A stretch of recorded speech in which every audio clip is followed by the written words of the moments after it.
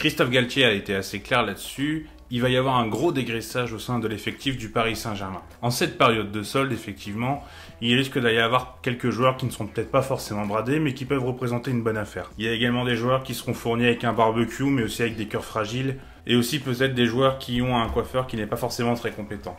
Bref, trêve de plaisanterie. Aujourd'hui, on va parler de 10 indésirables du PSG. On va essayer de voir qu'est-ce que le PSG doit faire de ces joueurs, et surtout, on va voir à quel endroit ces joueurs peuvent rebondir.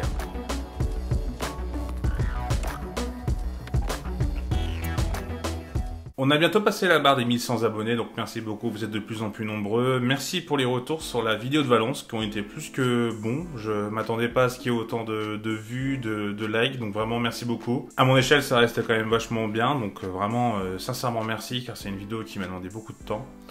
Si le contenu vous plaît, du coup, n'hésitez pas à vous abonner, ça apporte beaucoup pour le référencement et ça apporte beaucoup pour le développement de cette chaîne. Bon, vu que j'ai fait la plaisanterie avec lui, on va commencer par lui, on va commencer du coup par Mauro Icardi. Mauro Icardi, on le sait, il est indésirable, en plus on a Scamacca qui va potentiellement arriver et peut-être d'autres joueurs si on peut en croire les rumeurs. En tout cas, Icardi clairement ne sera plus au Paris Saint-Germain cet été, s'ils arrivent à le vendre. Et ça pour moi c'est le gros problème. C'est qu'en fait, Icardi, je ne sais pas où il peut aller. Icardi a montré de très bonnes choses à l'Inter de Milan, il a montré également de très bonnes choses au début au PSG, mais malheureusement, Icardi, on a l'impression que c'est pas vraiment un professionnel, et c'est ce qui se pose problème. On le voit obtenir des jours de repos pour aller reconquérir sa femme parce qu'il l'a trompée, on le voit également faire des barbecues et on le voit grossir de plus en plus. Bref, Icardi, vraiment, c'est inquiétant. Et moi, Icardi, j'ai l'impression que sa carrière est quasiment finie. Alors c'est un constat qui est vraiment très dur, je le reconnais, mais je suis vraiment très déçu de ce joueur. Je trouve qu'il montre rien pour dire « Ah oui, il pourrait rebondir, je ne sais pas, par exemple un retour à l'Inter ou ce genre de choses ». Déjà, bon, le retour à l'Inter, vu ce qui s'est passé avec les supporters là-bas, c'est clairement impossible. Mais je vois pas en fait où pourrait rebondir Icardi, je ne sais même pas si lui a encore envie d'être footballeur vraiment, donc c'est inquiétant. Peut-être un retour en Argentine, mais ça reste quand même tôt pour un attaquant qui n'a même pas 30 ans, donc c'est dommage de le voir aussi faible, avoir une cote comme ça, que ce soit de ma part ou de la part d'autres gens, aussi faible, mais en même temps il peut s'en prendre qu'à lui-même. Layvin Kurzawa, lui, c'est un peu plus compliqué. En fait, Layvin Kurzawa, on le sait depuis un moment, il a plus vraiment le niveau, je ne sais pas vraiment à quoi c'est dit, peut-être à la pression et au contexte, c'est possible. Kurzawa a quand même eu des sélections en équipe de France, a été un très bon défenseur à Monaco, pardon. Quand il arrive au Paris Saint-Germain, on se dit que vraiment c'est une très bonne affaire, c'est une très bonne idée, il est français, il va apporter. Donc vraiment, Kurzawa, c'était normalement un des mecs les plus prometteurs, un des mecs qui devait s'installer en équipe de France à ce poste. Bon, il y a eu la concurrence qui est arrivée et lui, sa baisse de niveau a fait qu'il n'a plus du tout été appelé à juste titre. Mais Layvin Kurzawa, en fait, a été prolongé en 2021 à la surprise générale. Et en fait, du coup, il a été prolongé alors que l'entraîneur n'en voulait plus. Il a plus du tout joué, il se retrouve placardé. Alors c'est bien, il touche des millions d'euros à ne pas faire grand-chose. Mais ça doit pas être si simple quand même, entre guillemets, pour lui, de se retrouver comme ça placardisé et ne plus vraiment être un joueur de foot. Je pense qu'il a envie de rebondir. Je pense qu'il pourrait en rapporter à certains clubs, pas à Lyon, je précise, parce qu'on a une rumeur qu'il a mis à Lyon il y a un ou deux mercato, je sais plus si c'était cet hiver ou l'été dernier.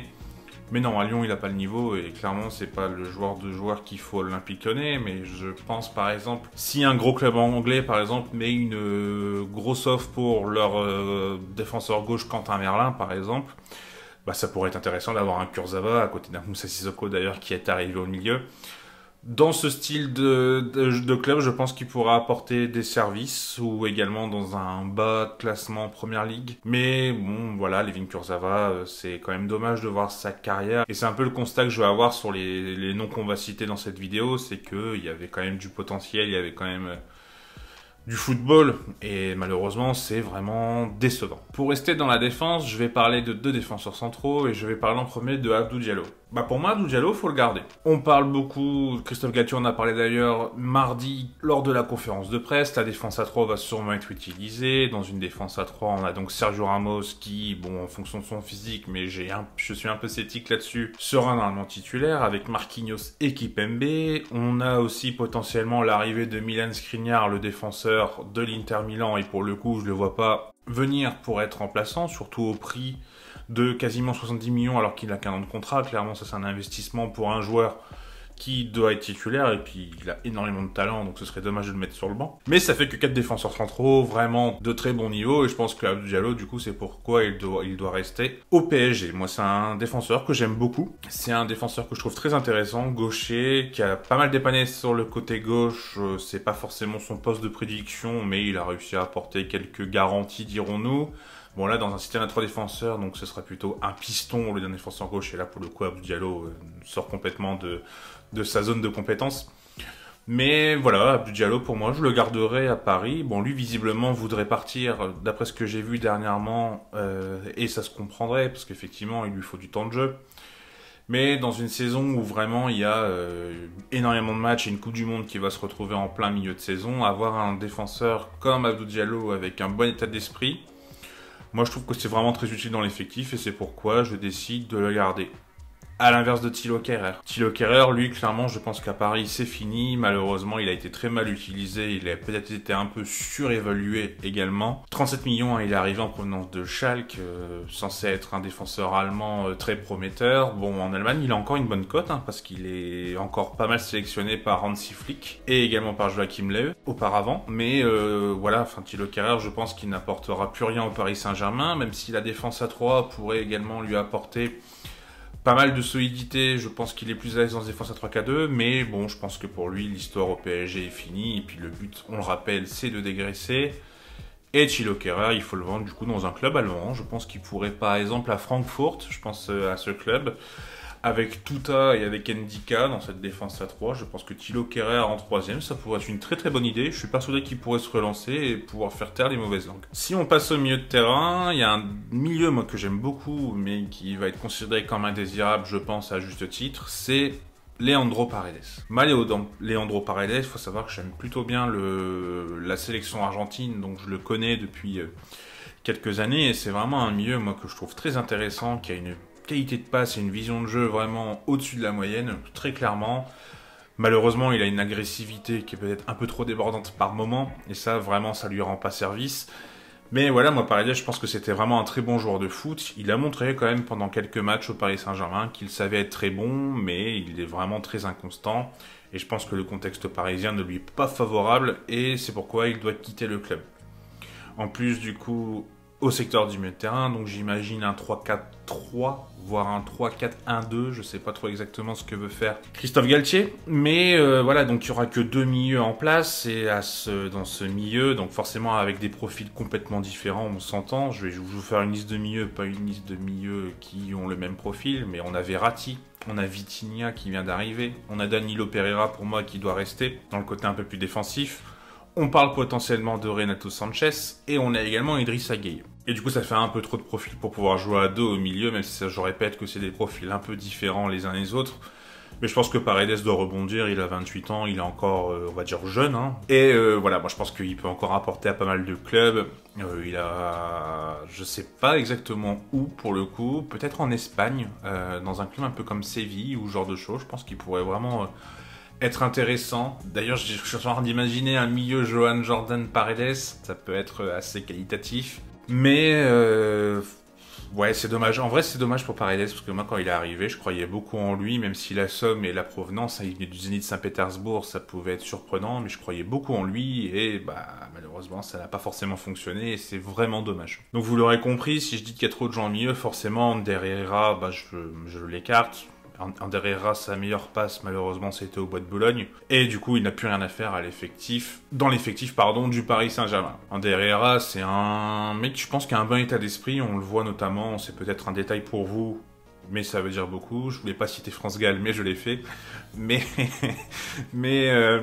Ander Herrera, quand il est arrivé, c'était vraiment pour être un milieu remplaçant. Et en fait, je trouve que cette façon de penser n'est pas forcément très bonne, surtout quand on recrute un joueur de cet âge-là. Et je pense qu'Ander Herrera doit rebondir, il doit repartir en Espagne. Pourquoi pas retourner à l'Athletic Club. Je connais pas les forces comme ça de tête de l'effectif de l'Athletic Club. Mais je trouve que voilà, ce serait une belle fin de carrière de retourner sur les terres basques. Et un autre milieu, et ça c'est pareil, vraiment c'est surprenant, c'est Jorginho Wijnaldum. Il réussira pas au Paris Saint-Germain, je pense. C'est plus possible. Je pense qu'il est pas heureux, il doit y avoir quelque chose qui va pas, mais malheureusement Wijnaldum c'est pareil, il va falloir le vendre. Bon, pour les suiveurs de Première Ligue, c'est vrai que la dernière saison à Liverpool avant qu'il aille au Paris Saint-Germain, c'était loin d'être flamboyant, mais on pouvait le voir en sélection potentiellement rebondir. On se disait qu'il était en fin de contrat et qu'il cherchait une porte de sortie, donc forcément il voulait pas renouveler son contrat à Liverpool et c'est pourquoi il était forcément moins bon, mais au final on se rend compte que c'était plus qu'une méforme et plus qu'une envie d'être moins performant, c'est vraiment il est un peu en train de sombrer, j'ai envie de dire. C'est vraiment dommage de voir Wijnaldum vraiment sombrer comme ça, c'était un joueur vraiment excellent, moi que j'adorais beaucoup et c'est vraiment ouais, c'est triste pour lui. Ça restera un des plus gros flops du Paris Saint-Germain sous l'ère Qatari et pourtant normalement ça devait être une des meilleures recrues à mon sens, une recrue qui me semblait intelligente et malheureusement ça n'était pas le cas. Wijnaldum, lui, bon je le vois du coup repartir en Angleterre et j'aimerais bien le voir aller à Newcastle. Pourquoi Newcastle? Parce qu'en fait il a joué à Newcastle avant que ce soit racheté du coup par les Saoudiens bien entendu, car c'est récent. Mais voilà, le revoir dans un club qui l'a montré, qui l'a mis en avant, je trouve que ce serait vraiment une très bonne idée. Après, pourquoi pas aussi un retour aux Pays-Bas, peut-être à Feyenoord. Je pense qu'avec le départ peut-être de Cocu, bon même si c'est pas le même profil encore une fois, mais dans un milieu, je pense qu'il pourra apporter vraiment à Arne Slot dans cet effectif. Et je trouve que voilà, Wijnaldum, ce serait une bonne idée pour un club hollandais ou un club anglais. On va passer sur les joueurs qui sont un petit peu plus offensifs. Donc je vais parler de Rafinha parce que Rafinha, oui, au PSG, Rafinha est revenu de près de la Real Sociedad et Rafinha forcément est indésirable. Je crois que s'il a été prêté la saison dernière, c'était déjà le cas. Rafinha, c'est un peu une énigme parce que je trouve que quand le peu de temps qu'il a eu au Paris Saint-Germain, il était loin d'être mauvais. Alors il a fait des matchs transcendants, on s'entend, mais il montrait des choses plutôt intéressantes. Un profil que Paris n'avait pas forcément, voilà, assez créateur, moi qui une bonne vision de jeu, vraiment, moi c'est un joueur que j'aime plutôt, mais on a l'impression que Rafinha ne sera jamais le Rafinha qu'il aurait dû être. À la Real Sociedad non plus, ça n'a pas été super flamboyant, donc voilà, je pense que Rafinha va repartir en Espagne, je pense que c'est là où il est la plus grosse cote. Je sais pas s'il pourrait rebondir dans un club de la dimension de la Real Sociedad, je pense que même la Real Sociedad peut-être un peu trop haut pour lui. Ce qui est un peu triste, mais voilà, je pense que le voir partir, ou peut-être au Portugal éventuellement, mais je pense qu'il faudrait qu'il retourne un peu dans ces styles de championnat, c'est là où il sera le meilleur, et on ne retiendra pas forcément Rafinha dans l'histoire du Paris Saint-Germain, malheureusement. Autre joueur à vocation offensive au milieu, vraiment milieu offensif, c'est Julian Draxler. Alors Julian Draxler, lui, vraiment, c'est dommage parce que c'était un des joueurs les plus prometteurs du championnat allemand. Moi, je suis la Bundesliga depuis à peu près 10 ans. Voilà, je la suis vraiment énormément depuis 2-3 ans, mais ça fait longtemps que j'ai un œil dessus. C'est un championnat que j'aime beaucoup. Et quand on le voit du côté de Gelsenkirchen, du coup, à Schalke éclore, on se dit, waouh, enfin, Julian Draxler, vraiment, c'est un joueur qui est excellent. C'est un joueur... comme beaucoup de joueurs en fait à cette époque qui sortaient de ce centre de formation, vraiment on se dit ouais lui c'est vraiment un bijou, c'est le successeur de Mesut Özil, j'ai envie de dire. Vraiment on va avoir un joueur excellent et malheureusement ça n'a pas été le cas et c'est vraiment dommage. Bon après quand on regarde un peu l'histoire du joueur, il était à Schalke, du coup il est parti pour Wolfsburg. Wolfsburg qui avait du coup à un moment pas mal d'argent dû à Volkswagen où il voulait faire une grosse équipe et du coup Draxler avait vraiment fait en sorte de rejoindre ce club allemand, ce qui avait vraiment fait beaucoup de mal aux supporters de Schalke 04. Et du coup on savait déjà que c'était pas forcément un joueur avec une très grande mentalité, en plus à Wolfsburg ça n'a pas forcément été un franc succès.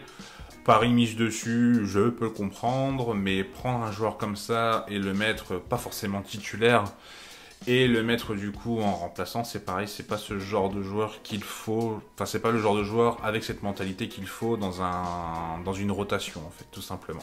Et il a vraiment traversé du coup ces années à Paris vraiment comme un fantôme.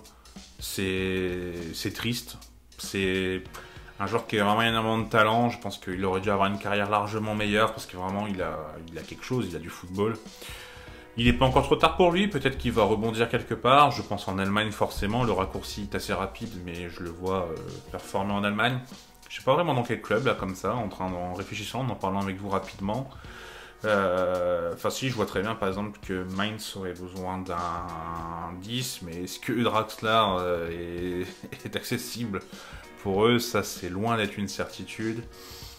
Peut-être un retour à Wolfsburg, mais ouais, non, et encore, pareil, Wolfsburg, je suis pas sûr qu'ils aient l'argent nécessaire pour prendre Draxler, donc ouais, ça va être très compliqué pour la suite de sa carrière. C'est dommage, vraiment gros gâchis. Et le dernier joueur du coup que je vais vous parler, donc comme je l'ai dit en début de vidéo, il y aura 10 indésirables. Donc là c'est le 10e et je vais parler de Pablo Sarabia. Alors Pablo Sarabia, c'est pareil, moi je le garde à Paris. Je pense que Sarabia peut devenir un peu ce qu'était Di Maria en fin de parcours à Paris, si je puis dire. Si Messi, Mbappé et Neymar restent, vraiment, ça pourrait vraiment être, on va dire, la 4e option. Moi, je trouve que Sarabia, c'est un joueur excellent. Moi, j'aime beaucoup ce joueur. On l'a vu la saison dernière au Sporting. Alors, j'ai pas vu énormément de matchs du Sporting, mais de ce que j'ai entendu, il a vraiment fait plus que le taf.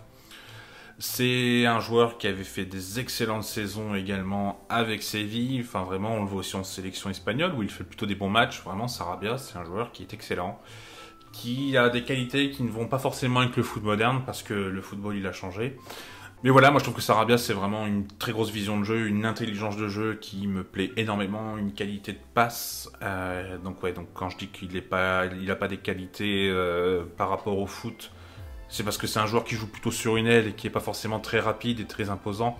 C'est pour ça que je le dis qu'il n'est pas forcément adapté au football actuel. Mais pour moi, Sarabia, il faut le garder, il faut s'en servir en rotation. Je ne sais pas si lui, ça l'intéresse par contre, mais clairement, pour le PSG, ce serait vraiment une super idée de le garder. Je pense qu'il peut rendre énormément de services, il est capable de jouer à droite, à gauche. Je pense même qu'il est capable de jouer 10 sans problème si c'est un 3-4-1-2.